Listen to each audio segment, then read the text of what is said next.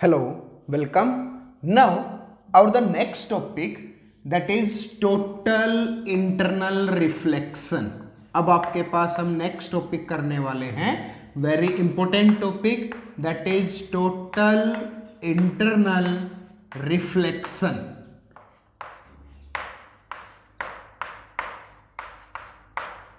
ये सबसे important topic है भैया आपके पास कि जिसको दूसरी टर्म में आप शॉर्ट फॉर्म में लिख सकते हैं TIR.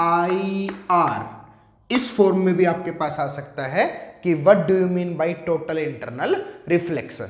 अब जो टोटल इंटरनल रिफ्लेक्शन होता है इट ओनली अकर्स व्हेन कब जब रे ऑफ लाइट आपके पास डेंसर मीडियम से रेयर मीडियम की तरफ रे ऑफ लाइट जाती है. दैट मीन्स अब जैसे मैं आपके पास एक एक्सपेरिमेंट कर रहा हूं इस तरीके से कि होता क्या है TIR.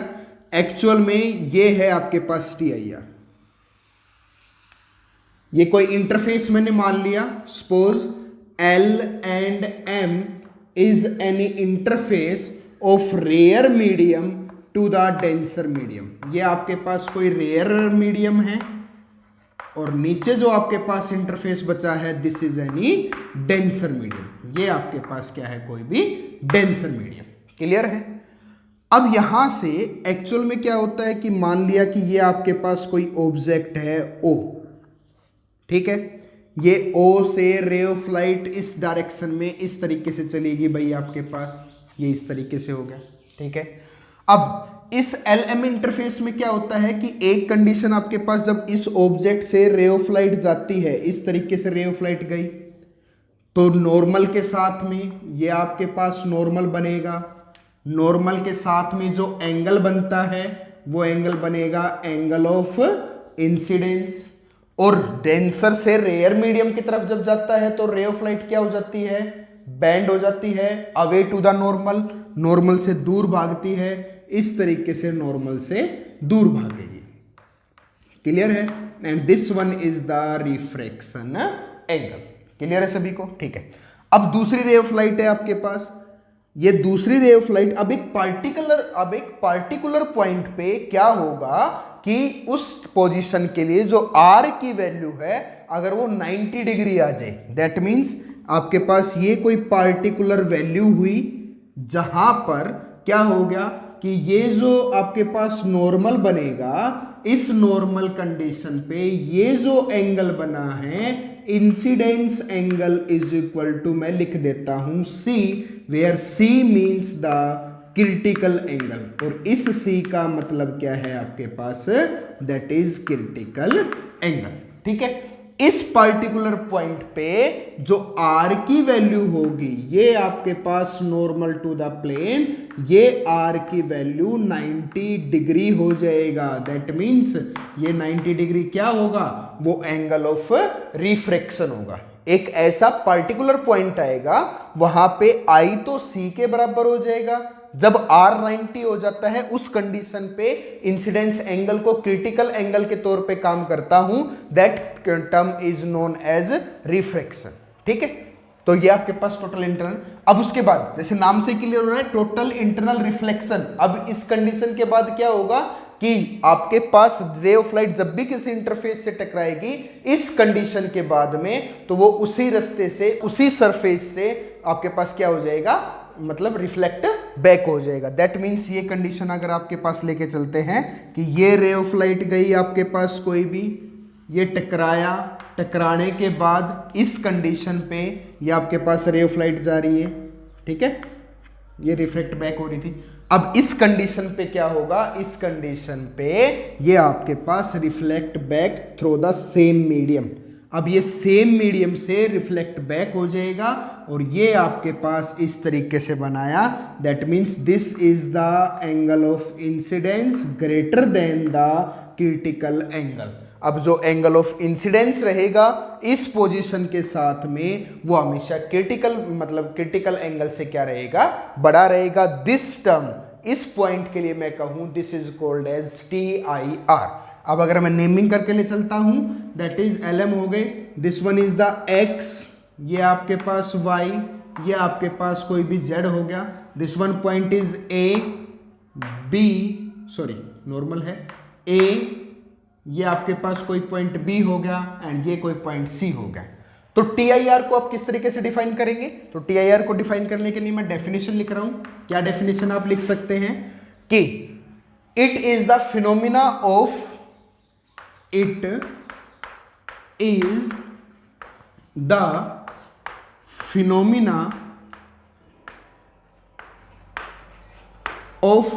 reflection of light. It is the phenomena of reflection of light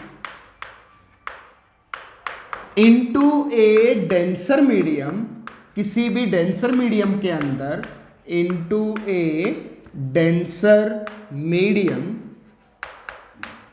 तो मैं क्या बोल रहा हूं? मैंने बोला कि it is the phenomena of reflection of light. ये आपके पास वो फिनोमिना रहेगा रिफ्लेक्शन ऑफ लाइट का इनटू ए डेंसर मीडियम, किसी भी डेंसर मीडियम के अंदर, फ्रॉम द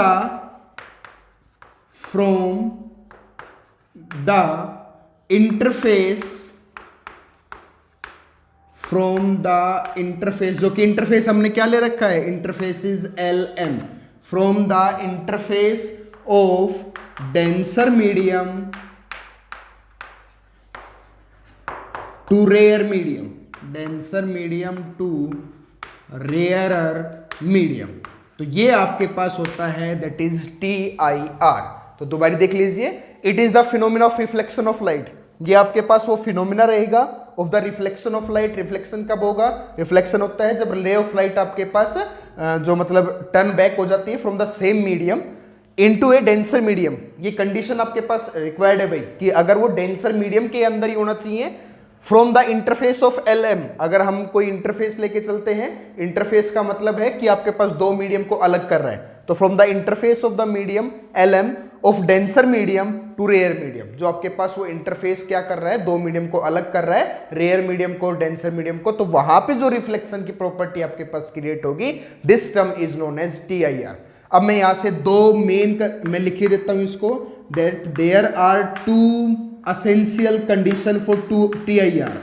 अब आपके पास दो असेंशियल कंडीशंस बता रहा हूं फॉर द TIR के लिए दो असेंशियल कंडीशन क्या क्या होंगे भाई? फर्स्ट कंडीशन, सबसे पहली कंडीशन कि रिफ्लेक्शन होगा, TIR तब होगा जब आपके पास ray of light always follow through the denser to rare medium, कि आपके पास रे ऑफ लाइट हमेशा, तो आप लिख सकते हैं इसको when it happens only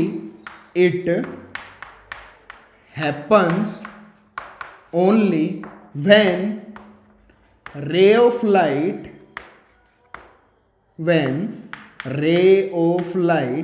passes through denser to rare medium, कि जब वो तभी आपके पास हैपन होगा जब आपके पास रे ऑफ लाइट क्या होगी? डेंसर से रेयर मीडियम की तरफ जाएगा। सेकंड एसेंशियल कंडीशन आपके पास क्या हो सकती है? Second essential condition is that कि angle of incidence is always greater than the critical angle, कि एंगल ऑफ सबसे मस्ट प्रॉपर्टी है आपके पास। तो मैं क्या बनेगा? TIR तभी होगा जब एंगल ऑफ इंसिडेंस रहेगा वो always greater than the critical angle होगा, दैट फॉर्म्स द TIR। वो आपके पास क्या बनाएगा? TIR बनाएगा। अब सबसे मेन टर्म अराइज हो रही है कि सर बार बार बोल रहे हैं कि व्हाट इज क्रिटिकल एंगल। अब हमें क्रिटिकल एंगल के बारे में बताना है, तो देख लीजिए इसके बारे में। द क्रिटिकल एंगल, अब मैं बता रहा हूं आपको कि what do you mean by the critical angle, कि क्रिटिकल एंगल होता क्या है भाई आपके पास। तो क्रिटिकल एंगल को तो बेसिकली C से ही लिखता हूं। तो what is the critical angle? तो क्रिटिकल एंगल आपके पास होता है ये वाली पोजीशन जो मैं बता रहा हूं कि Y पोजीशन पे, इस Y पोजीशन पे क्या हो रहा है कि एंगल ऑफ इंसिडेंस जो है क्रिटिकल के बराबर हो रहा है when R is equal to 90। तो मैं क्या लिख सकता हूं कि the angle of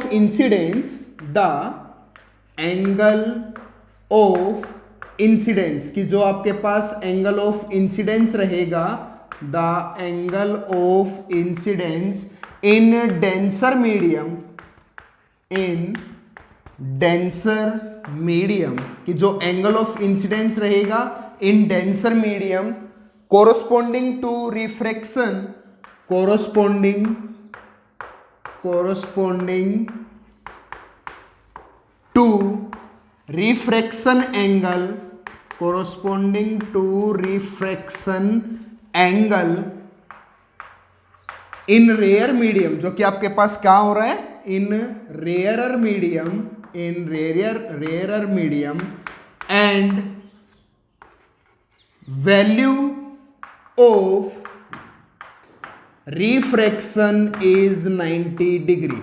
तो ये जो आपके पास जो कंडीशन होगी तब आपके पास बनेगा क्रिटिकल एंगल। क्रिटिकल एंगल क्या हुआ कि it is the angle of incidence, ये वो एंगल ऑफ इंसिडेंस ही होगा, because I is equal to C लिख रखा है मैंने, तो it is the angle of incidence in denser medium corresponding, जो कोरोस्पोंडिंग रहेगा टू द रिफ्रैक्शन एंगल का of rare medium where value of R is equal to 90। जब refraction, जो एक ऐसी कंडीशन आएगी जब रिफ्रैक्शन आपके पास 90 डिग्री हो जाता है, तो जो एंगल बनता है that angle of incidence is also called as critical angle. तो उस एंगल को मैं क्या बोल सकता हूं, क्रिटिकल एंगल। अब यहां से आपके पास एक टर्म और है, क्या, इसको थोड़ा सा सोल्व कर लेते हैं किस तरीके से।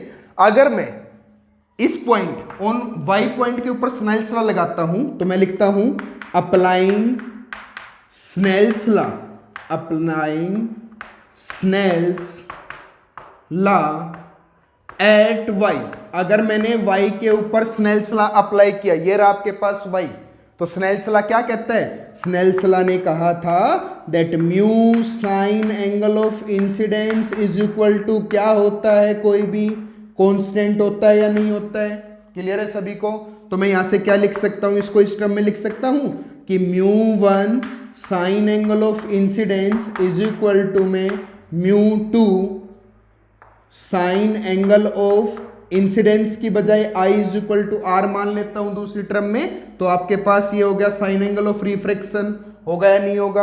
और अगर यहां से मैं देख रहा हूं क्या कि angle of incidence at this point angle of incidence is equal to C के बराबर है, बट इस पॉइंट से मैंने नोट डाउन किया that I is equal to किसके बराबर है, सी के बराबर, and R is equal to किसके बराबर है, एट 90 डिग्री। तो मैं इसको इस तरीके से लिख सकता हूं क्या भाई कि mu one sine angle of incidence की जगह रख सकता हूं सी, ये वाली वैल्यू, इज इक्वल टू में mu two sine angle of refraction angle हमने ले रखा है कितना भाई, 90 डिग्री।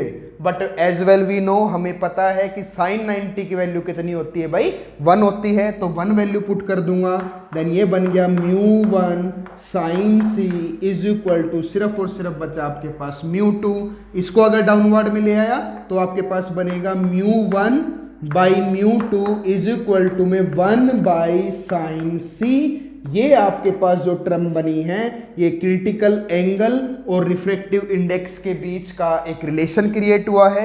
इसकी दूसरी फॉर्म आप लिख सकते हैं कैसे कि अगर देखो 1 ऊपर है 2 नीचे है, तो मैं इसको कैसे लिख सकता हूं, इसको लिख सकता हूं second medium with respect to the first medium, लिख सकता हूं कि refractive index of first medium with respect to the second medium. और इसको सिंपली आप सिर्फ रिफ्रैक्टिव इंडेक्स म्यू से भी डिनोट कर सकते हैं कि अगर 2 मीडियम आपने अज्यूम कर रखे हैं तो खाली म्यू उनका वैल्यू डाल रखी है, then mu is equal to में आप डायरेक्टली लिख सकते हैं 1 अपॉन में साइन सी, ये आपके पास रहेगा, this is the critical angle. For example के तौर पे अगर रिफ्रैक्टिव इंडेक्स ऑफ आपके पास ग्लास विद वाटर का या एयर विद ग्लास का पता है 4/3, तो इनवर्स हो जाएगा critical angle, that C is equal to 1 by sine 4/3, और ये आपके पास जो वैल्यू क्रिएट करेगा that is the critical angle. Clear है सभी को। तो ये आपके पास था पूरा, that is TIR, and in this TIR we read about the critical angle. तो हमने क्रिटिकल एंगल के बारे में बताया and this is the formation of the critical angle. Now आजकल जो आपके पास एक क्या होता है, इसकी एप्लीकेशंस आती है। अब TIR की कुछ एप्लीकेशंस है वो भी बता देता हूं आपको। फर्स्ट एप्लीकेशन आप क्या यूज कर रहे हैं भाई, फर्स्ट एप्लीकेशन मैं कहता हूं that is the brilliance of diamond, कि जो डायमंड का जो चमकना होता है, ब्रिलियंस ऑफ डायमंड, ये आपके पास इसकी एप्लीकेशन है भाई, किसकी, TIR की। तो मैं इसमें लिख रहा हूं कि एप्लीकेशन ऑफ TIR। तो एप्लीकेशन ऑफ TIR में सबसे पहला टॉपिक है आपके पास ब्रिलियंस ऑफ डायमंड, कि डायमंड को इस तरीके से कट किया जाता है कि जो इनका जो रिफ्रैक्शन होता है, जो TIR होगा, मतलब इतना स्पार्कलिंग लाइट होता है। फॉर एग्जांपल के तौर पे अगर एंगल की बात करता हूं, क्रिटिकल एंगल की, तो in the diamond the critical angle is 24.9 degree. तो आपके पास जो 24.9 या 5 डिग्री मान के चलते हैं, this is the critical angle. और ये क्रिटिकल एंगल लेस देन होता है इंसिडेंस एंगल की, जो रे ऑफ लाइट आपके पास इंसिडेंट करेगी उससे कम होगा। कम होने की वजह से ये क्या करेगा, बहुत ज्यादा रे ऑफ लाइट को स्पार्कलिंग करेगा, and that is the brilliance of diamond. Second condition, application आपके पास बताता हूं क्या, दैट इज मिरेज, जिसको हिंदी में बोला जाता है मरीचिका, जिसको हिंदी में लिखा जाता है मरीचिका। और ये आपके पास क्या होता है, जैसे फॉर एग्जांपल के तौर पे डेजर्ट में अगर खड़े होते हैं, मतलब किसी रेगिस्तान की जगह पे गए हैं और वहां पे कोई पॉन्ड के पास वाटर, मतलब कोई भी पेड़ है आपके पास, तो वो पेड़ हमें लिटरली इन्वर्टेड उसी की परछाई में हमें दिखाई देता है पॉन्ड की में, this is due to the mirage. या फिर एग्जाम्पल के तौर पे अगर समर की बात करें, जिसको हम बोलते हैं जेठ का महीना, उसमें अगर हम ट्रेवल करते हैं तो हमें रोड पे ऐसा लगता है कि जैसे पानी होता है, ठीक है, that is the due to the mirage, and this is the मरीचिका जिसको बोलता हूं, वो होता है due to the TIR, total internal reflection की वजह से। थर्ड नंबर में इसके एप्लीकेशन की बात करता हूं आपके पास, थर्ड नंबर में हम पढ़ सकते हैं इसका, that is the optical fibre, और मैं लिख सकता हूं ये आपके पास थर्ड इसकी एप्लीकेशन आती है, दैट इज ऑप्टिकल फाइबर। अब ऑप्टिकल फाइबर, जैसे इंडिया ने अभी लॉन्च किया है 5G आपके पास नेटवर्क को, तो जो 5G नेटवर्क के अंदर या फिर कोई वाईफाई रूटर वगैरह आपको लगवाना होता है तो एक वायर फॉर्मेशन में आती है, वो वायर जो आपके पास फॉर्म होती है ऑफ द ऑप्टिकल फाइबर। उस ऑप्टिकल फाइबर में होता क्या है, ऊपर आपके पास वो सिर्फ वायर है, एक तरह की रबड़ है, उसके अंदर जो होता है वो गिलास होते हैं, और गिलास के अंदर क्या किया जाता है, वहां से जहां से आपके पास ओरिजिनेट किया गया है वहां से रे ऑफ लाइट को भेजा जाता है, रिफ्रैक्शन कराया जाता है, but due to the process of the TIR। अब वो क्योंकि आपके पास अगर मैं ऑर्डर की बात करता हूं तो इसका जो मतलब लेंथ का डायमीटर का ऑर्डर होता है वो अप्रोक्स 10⁻⁻⁴ सेंटीमीटर होता है। ये डायमीटर है, ये डायमीटर का होता है जो ऑप्टिकल फाइबर हम लेके चल रहे हैं, बट उसमें जो क्रिटिकल एंगल रहेगा वो आपके पास बहुत छोटा हो जाएगा, किससे, इंसिडेंस एंगल से, and that process is TIR, वो TIR करेगा। तो इस तरीके से आपके पास वो रे ऑफ लाइट को इस तरीके से उस पाइप के अंदर या उस आपके पास मटेरियल के उस वायर के अंदर से भेजता है, जिसकी वजह से जो हमारा 5G नेटवर्क है या आपके पास कोई वाईफाई रूटर है या कोई लैंडलाइन कनेक्शन होते हैं, तब आपके पास जो वायर लेके जाते हैं, these are due to the optical fibre. वो आपके पास किसकी बनी होती है, ऑप्टिकल फाइबर की। So this is the complete solution about the TIR। ये आपके पास हमने कंप्लीट वीडियो प्रोवाइड की है for the TIR, total internal reflection के लिए। Okay, note it down.